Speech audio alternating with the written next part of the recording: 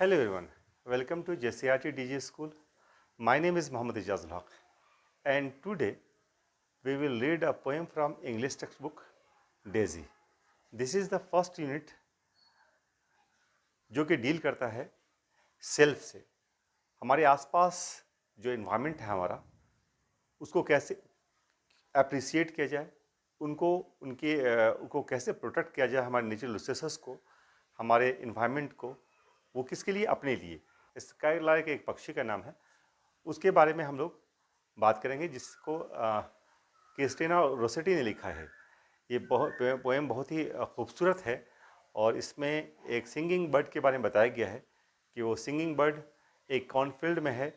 आप लोग कॉर्नफील्ड जानते हैं, इसको मकई का जो फील्ड होता है उसको कॉर्नफील्ड कहते हैं। और तो एक दफ़ा क्रिस्टीना रोसेटी जो कि इसकी नरेटर है और उसकी पोइटेस भी है, वो एक कॉर्नफील्ड से गुजर रही होती हैं और उसने देखा एक सिंगिंग बर्ड को, स्काईलार्क को गाते हुए। तो फिर उनके अंदर में कैसे खुशी का एहसास हुआ, इसके बारे में हम लोग इस पोएम में देखेंगे। अब देखते हैं कि उन्होंने इस सीन को कितने खूबसूरत अंदाज से एक पोएम के रूप में आप लोगों के सामने पेश किया है। Read the poem, enjoy the poem. इस पोएम का लर्निंग आउटकम भी यही है कि the learner recites and shares the poem. आप इसको रिसाइट करते हैं, शेयर करते हैं, अंडरस्टैंड द मीनिंग, और इसके मीनिंग को समझते हैं, और इसमें जो प्रकृति का जो कुछ अप्रिसिएट किया गया है, उसकी सुंदरता का जो बयान किया गया है, उसके बारे में आप अपने आप को अपने को खुश करते हैं। तो आइए लाइन बाय लाइन इस पोएम को पढ़ते हैं। The earth was green, the sky was blue, I saw and heard one sunny morn, a skylark hang between the two, a singing struck above the corn. ज़मीन हरी थी और आसमान नीला था। I saw and heard one sunny morn, मैंने देखा और सुना एक धूप भरी सुबह में, मतलब एक ऐसा मौसम था जो कि खुशगवार मौसम था। आसमान पे बादल नहीं छाए हुए थे, आसमान साफ था और ज़मीन भी हरी भरी थी। उसी बीच में पोएटेस कहती हैं कि मैंने देखा एक सिंगिंग बर्ड को, एक स्काईलार्क को। A skylark hang between the two, और ये आसमान और ज़मीन के बीच में एक स्काईलार्क, वो ऐसा लग रहा था जैसे कि वो लटका हुआ है, इसमें टंगा हुआ है। A singing speck above the corn, और एक सिंगिंग स्पेक, एक ऐसा धब्बा, स्पेक कहते हैं धब्बा को, जो कि आसमान और ज़मीन के बीच में कॉर्नफील्ड के ऊपर लटका हुआ है। यहाँ पर मॉर्न और कॉर्न को, morn means morning and corn means cornfield, दोनों को राइमिंग किया गया है। तो इस प्रकार देखते हैं कि ऐसे खुशगवार मौसम में, जबकि ज़मीन हर तरफ हरी भरी लग रही हो, आसमान नीला है, मौसम बहुत ही खुशगवार है, उसमें एक स्काईलार्क का गाना पोएटेस को मोहित कर देता है और वो उसके गाने को सुनने के लिए वहाँ रुक जाती है। A stage below in gay accord, white butterflies dance on the wing, and still the singing skylark soared, and silent sang and soared to sing. अब दूसरे स्टेंजा में ये बात कही जा रही है कि a stage below the gay accord, और एक स्टेज, एक प्लेटफॉर्म, उस स्काईलार्क के नीचे एक प्लेटफॉर्म है, दूसरा प्लेटफॉर्म है जिसमें वाइट बटरफ्लाइज वो नाच रही हैं।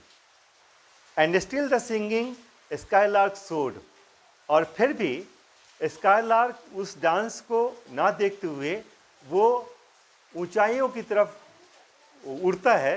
सोर कहते हैं ऊंचाई की तरफ उड़ना, सोड इसका कुछ ख्याल नहीं है, या वो उसके बटरफ्लाइज की जो डांस हैं उसके उस गाने को डिस्टर्ब नहीं कर रही हैं, और वो आसमान की बुलंदी की तरफ गाते हुए उड़ रहा है।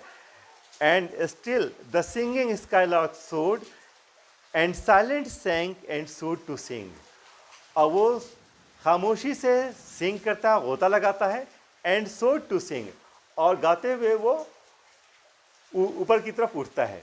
तो दूसरे स्टेंजा में स्काईलार्क को अपने जो उसके सॉन्ग है जिसमें वो गा रहा है, उसमें उसको दिखाया गया कि कितने वो ध्यान मग्न होकर के अपने गाने को गा रहा है। यहाँ तक कि वो ये भी नहीं देख रहा कि हमारे नीचे जो है बटरफ्लाइज वो डांस कर रही हैं और उनकी खूबसूरती भी अलग दिख रही है।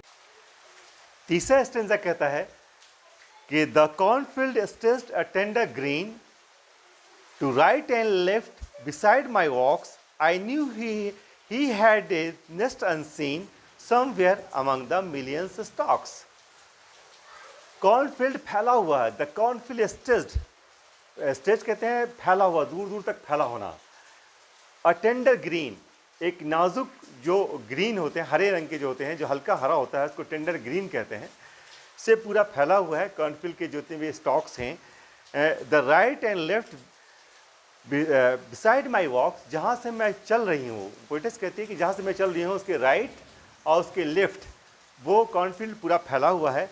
आई knew he had a nest unseen, मैं जानती हूँ कि उसका एक घोंसला कहीं पर जो मुझको दिख नहीं रहा है, यहीं पर कहीं पर है।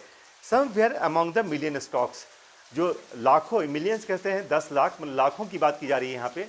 लाखों जो स्टॉक्स हैं, जो उसके पौधे के जो डंठल हैं, उसके बीच में उसका कहीं ना कहीं पे कोई उसका नेस्ट है।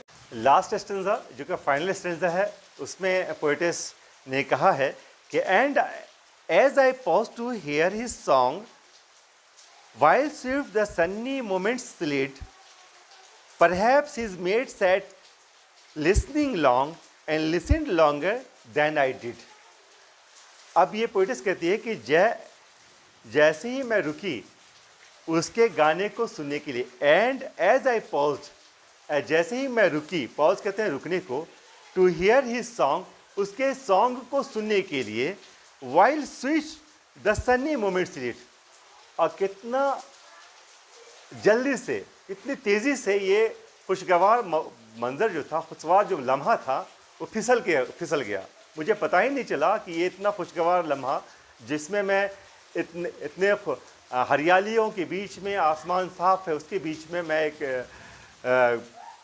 स्काई लार्क के गाने को सुन रही हूँ, तो मुझे पता ही नहीं चला कि ये लम्हा कैसे बीत गया। Perhaps his mate sat listening along, और शायद उसका जो मेट है, मतलब उसकी जो स्काई लार्क है, उसकी जो मेट है, उसको देर तक बैठी के उसको सुन रही होगी। And listened longer than I did, और मुझसे ज़्यादा, मैंने जितना सुना है उससे ज़्यादा उसकी मेट उसको सुनेगी। तो इस प्रकार ये जो पूरी 4 स्टेंजा में ये स्काई लार्क का पोइम है, जो हमें अपने आसपास में जो नेचर है, हमारे आसपास में जो चिड़ियों का चहचहाना है, और जो हमारा इन्वायरमेंट है, उससे हमें जोड़ता है। और ये एक संदेश देता है कि हमें उसको वैल्यू देनी चाहिए, हमें उसको सहेज के रखना चाहिए और उसको प्रोटेक्ट करनी चाहिए, ताकि वो ये इस तरह का जो खुशगवार मंज़र है, इतना जो प्लेजेंट मंज़र है, वो मंज़र हमारा बरकरार रहे और हम लोग इसी तरीके से नेचर को एंजॉय करते रहें। I think